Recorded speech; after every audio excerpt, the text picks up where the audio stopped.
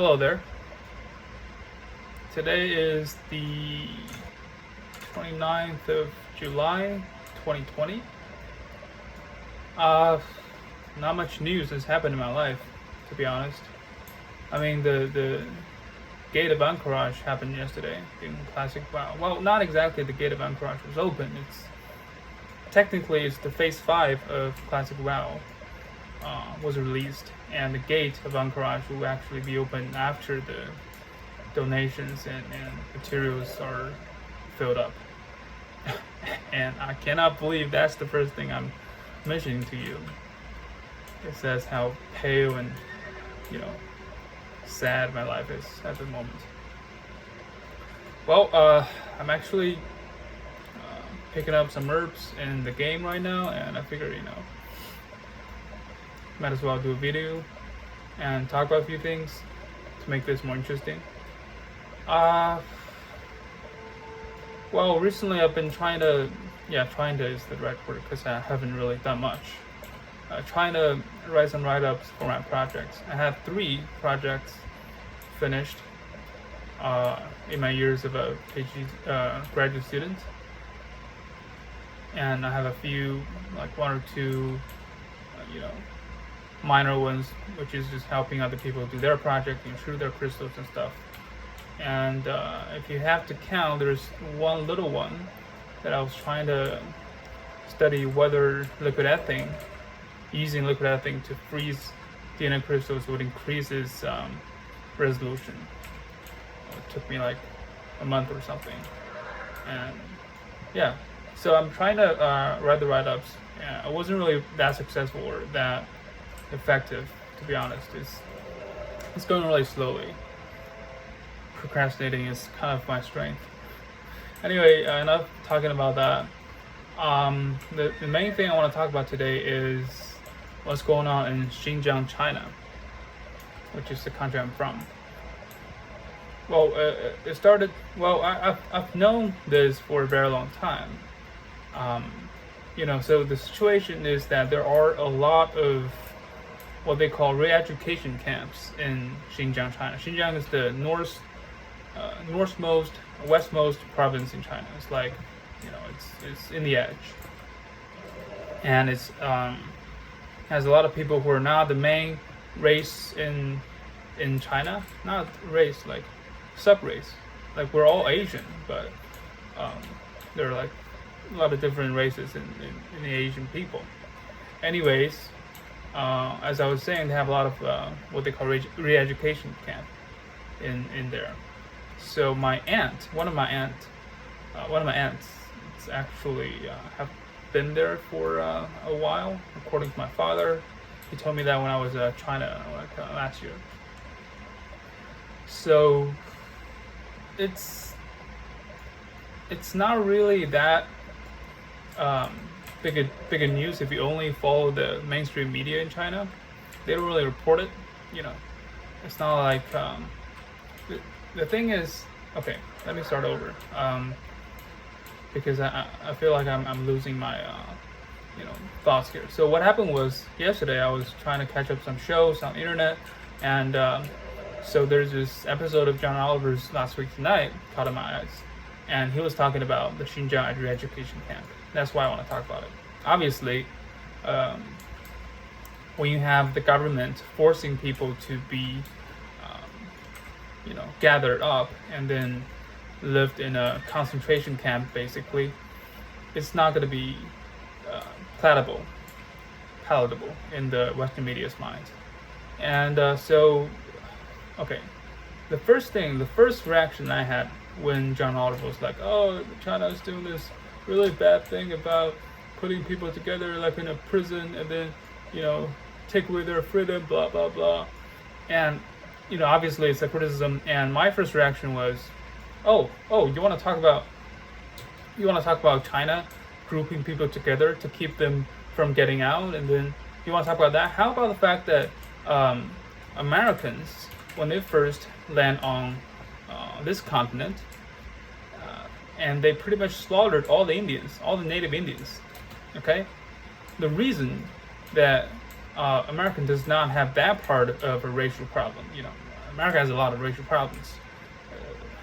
The killing of Mr. George Floyd recently was a very good yet sad example of that. But America does not really have that much of a problem with Indians because their ancestors 200 years ago murdered every one of them. So, I mean, it's a little bit of like, I don't know the right word to use on this situation. It's like, it's easy to say, to criticize other people because your ancestors actually served as a white glove for you to take care of you using a very brutal method. The problem happening in China, Xinjiang, is similar. There's racial problems there, there are religious problems there. A lot of people, because of historical reasons, they did not get rich, or their hometown was not as developed as some other places in China. So they could be like half forced, but half willingly join some kind of extreme religious organization. I don't want to say it's definitely going to be Muslims, but that's the thing. Are all Muslims bad? No, of course not. Are most of them bad? Of course not. But when you have a lot of people who are basically terrorists, they slaughter people on the streets, they even take weapons to attack the local police division or something like that. When you have all of them pretty much are Muslims, you got to think, well, that's a problem. We have to deal with that. Okay? America does not have to deal with that kind of problems as Indians. And, my reaction was, well, you have no moral high ground to lecture us about how we deal with this problem. And then I immediately think, well, wow, that's, I am much more cynical and, blindly defending China than I thought. That's something I didn't know before. Because I was pretty much using what they call whataboutism. It's like when you're being criticized about something, you, instead of defending yourself on your ground, you point out that the attacker is also not perfect. It's also have some similar problems or even worse. So when they lose their moral high grounds on the issue, you don't have to defend yourself. It's like when you're a kid, your parents trying to tell you to eat vegetables, and you're like, hey dad, you don't even eat your beans or whatever. So it doesn't really solve the fact that you don't eat your vegetables, but at least you're free from being attacked from your father. It's like what they say, if you can't solve the problem, solve the person who's bringing the problems, right? It's terrible, I know. That's why I'm surprised to find out that my first reaction was that. And later in the show, in John Oliver's show, there are some similar reactions from Chinese people. So, I admit it, I'm not completely free from my background and, my years in China and how that affected me. I'm trying to be as fair as possible, but can't always succeed. Anyway, let's talk about a little bit more about this Xinjiang re-education camp thing. So basically what happened is, I feel like I'm not making the point half of the time. The basic point is that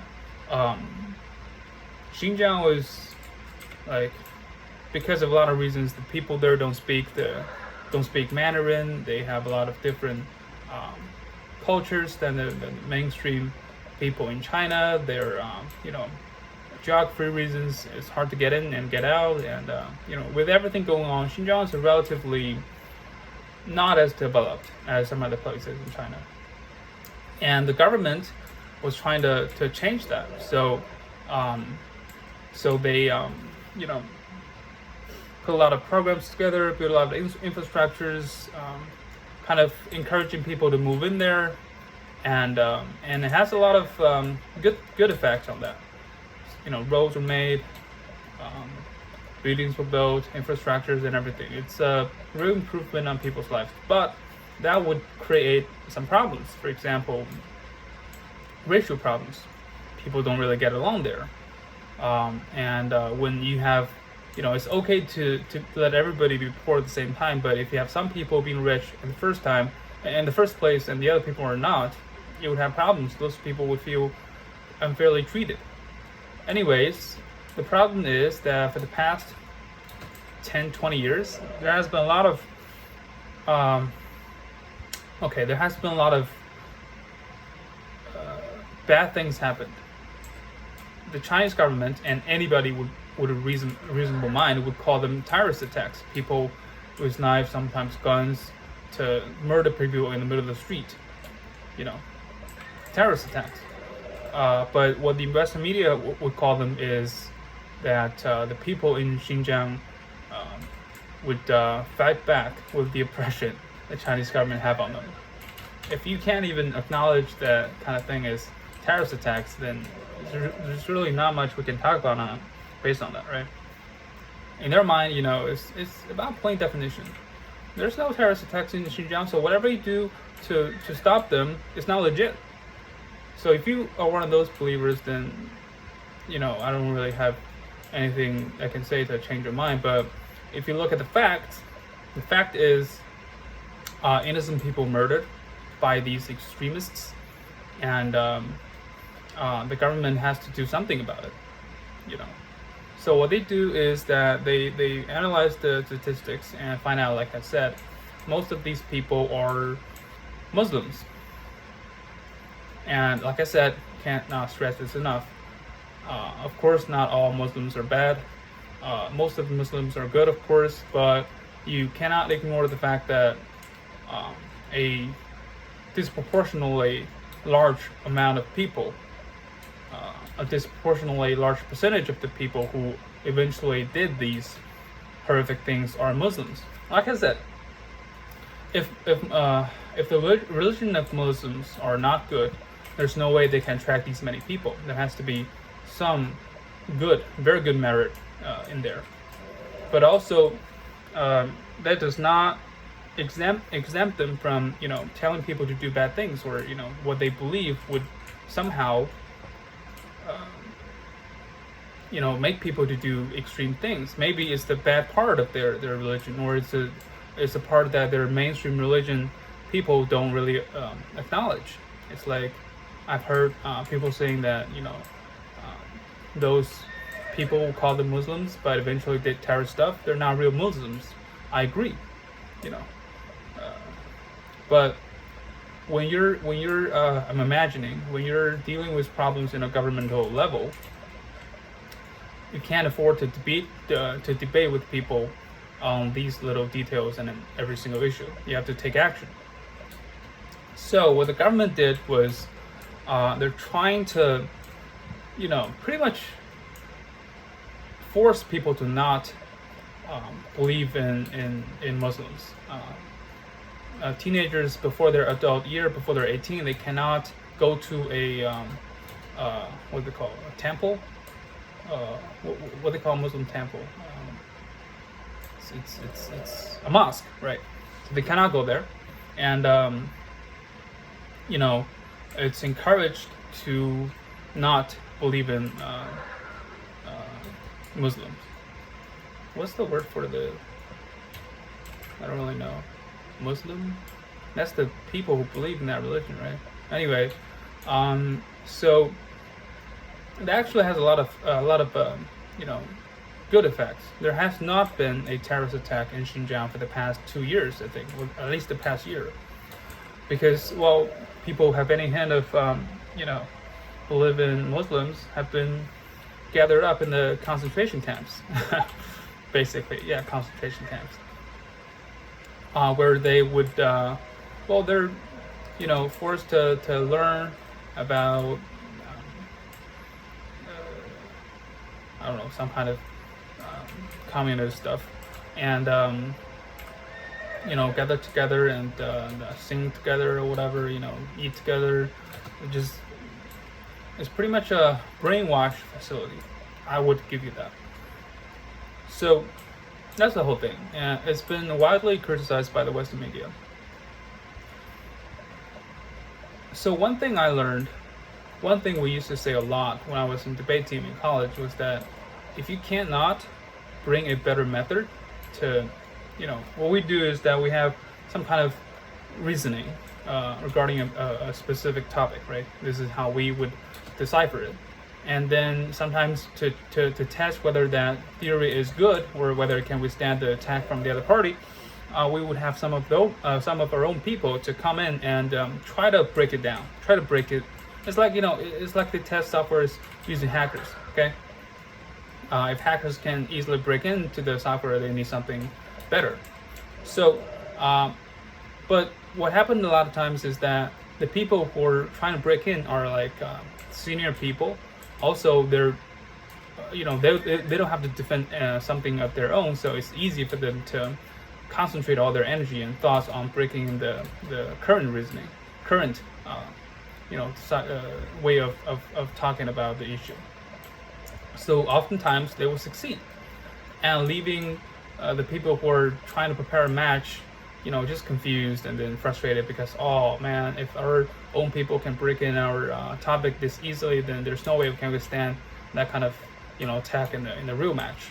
So that will actually do some harm, more harm than help a lot of times. So eventually we figure out that there's a rule, which is if you don't have anything better to bring on the table, don't break in their fucking way of presenting the topic. And I think that applies here too.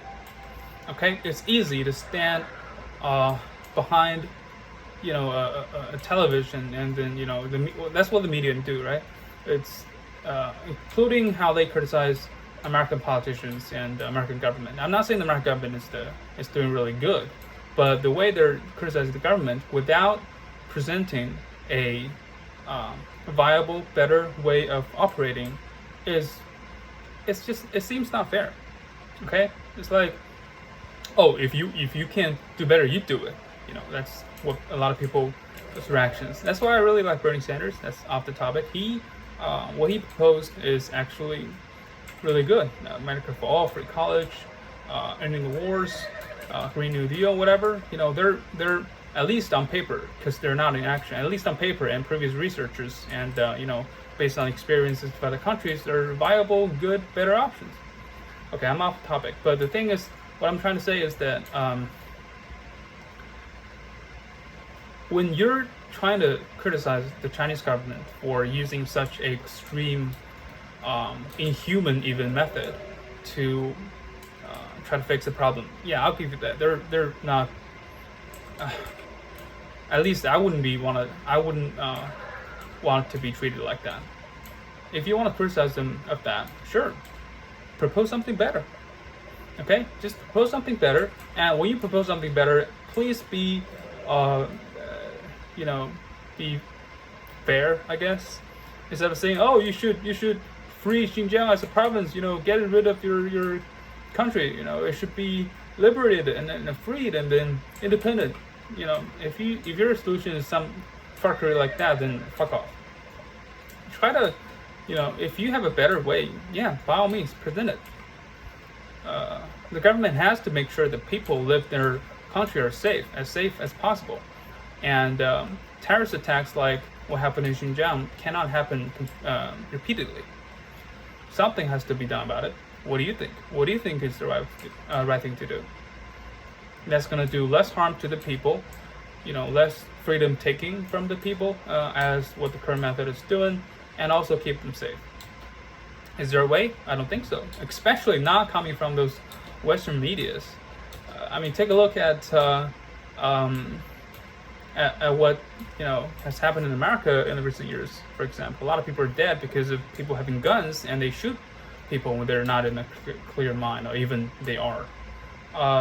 What I'm trying to say is, the media has been criticizing this for a very, very, very long time.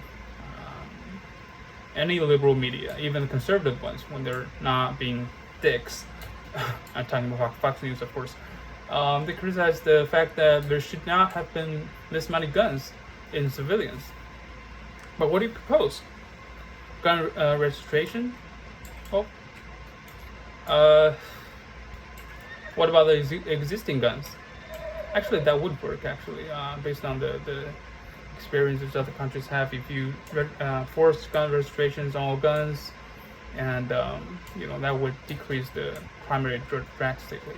Okay, that's a bad example I just give you. When it comes to gun safety, in America, at least some of the medias have pretty solid point. How to fix it. But what I'm saying is, when you look at these criticisms from other medias like John Oliver's Last Week Tonight or any other medias, they're saying what Chinese government did is inhuman. They're keeping people from their families. They're taking away their freedoms. It's basically a prison, whatever. It's everything. I don't see a single one of them trying to understand what's really happening there. Trying to understand those people who live in fear. I'm sounding more and more like one of those right-wingers in America, but it's true. Okay, if your only thing you do is to criticize what Chinese government has done there, without understanding there has been a inherent problem there, and without providing, at least trying to provide a possible alternative to solving that problem, then your criticism should not be taken seriously, because you're just complaining. Right? Just complaining. It's like, Mommy, I want that ice cream, but we have no money. But I want it. It's good. But how do you propose to get it? I don't know. I just want ice cream. It's like that. Okay? It's like a kid is whining, which should not be taken seriously. What I'm saying is, I want fair, reasonable discussions about Chinese government's policies and everything. That's something actually I cannot get when I'm in China, because, like I said, the Chinese government owns the media. I mean, American media is pretty bad most of the times. They, if you look at, especially what's going on recently, it's pretty bad. The media, most of the times, what they do is pretty stupid. They don't really. They're trying to muddy the waters. That's what they do. Instead of bring really solid points about social revolutions and solid policies and everything, they just pick a side and then fight each other. And I'm not saying America media is any better, but Chinese media is actually, I'm saying it's worse. It's being controlled by the government completely. Like, you would think a story this big, like 1 million people are being, forced into re-education camps in Xinjiang, China, would, a story this big would at least get some reportings in the mainstream media. But there's not. I wouldn't have known it in the first place if I don't really have an aunt who have been there for a while. It's shocking how the degree of control the government have on Chinese media. So I'm counting on the people, the journalists from outside of China, to bring me information about my own country. But those informations will get less valuable if all they do is to criticize, which is all they do, by the way. China is really a big threat to the Western world. When you see a threat, there's really rarely any good word can come out of it. Right? I understand that. So, my hope is whenever the Western world talk about the problem China have, please spare a thought. Give us some kind of suggestions. Do your best job, okay? Just, I don't really like the Chinese government is doing this and that. They're really horrible, blah, blah, blah. Okay, I accept all of that. Trust me, I've lived in China for 22 years before I came to America. Well, 21 years and a half. I know a lot of problems with there, and they're not my favorite either. But being a naive, college students, before I came to China, and now grad students, I don't really have any better solutions that I can think of. At least that, have been tested and everything. So when you have a government that is trying to solve the problem, at least that part I believe. Chinese government is not monsters. They're trying to do the good for their people. And, I think, except for those dictators, those, authoritarian governments, which some people would argue is China what China is right now, that really shocked me. like 2 years ago when they abolished the term limits of the presidency.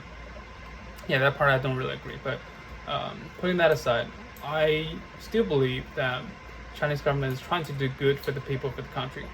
And so if you think what they're doing, some part of it is wrong, is bad, please provide an alternative. I'll be happy to listen. For one thing, I'm just speaking for myself. That would at least make your reasonings more legit, because that way I would know that you're not just criticizing China to criticize China. It's not just a China is a threat, is an enemy, so I have to do everything to limit its legitimacy, that kind of thing. I would actually believe that you care about the people in China, you care about what's going on there, and you wanted to solve the problem, and you have a better way than what the government is doing right now. Please enlighten us. Okay. Yeah, that's pretty much everything I wanted to share. I do hope, I don't really want any violent. Well, that goes without saying. I don't think anybody would go up and say, "Oh, I don't want violence." No. In a way, I kind of understand those people who chose to express their anger and frustration in such an extreme way. I mean, I'm gonna come out and say this: those people who, did 9/11 and the subsequent terrorist attacks, they take 95% of the responsibility, I would say, not 100%. They definitely don't take 100% of the responsibility. Where the other 5%, 10% responsibilities go, I don't want to say it. Maybe the American government, maybe the fact that American government is, see, I'm trying to defend China by saying how bad America is. That's my limit. I'm sorry, there's very little I can do about it. But the thing is, I don't want those to happen, and they're happening right now. And the Chinese government is at least seemingly have it under control by introducing another problem, which is a lesser problem in my opinion, actually. So overall, I'm not too mad at them. Well, that could have something to do with the fact that it's not really my concern. I don't live there. I don't have friends and family. Well, I don't have an aunt there, like I said, but we're not that close. Wow, I do sound like a dick, do I? Anyway, yeah, that's it. So what time is it? 8:30 in the servers, 11:30 Eastern time. Probably should get started and prepare for lunch. Yeah, I'll see you next time.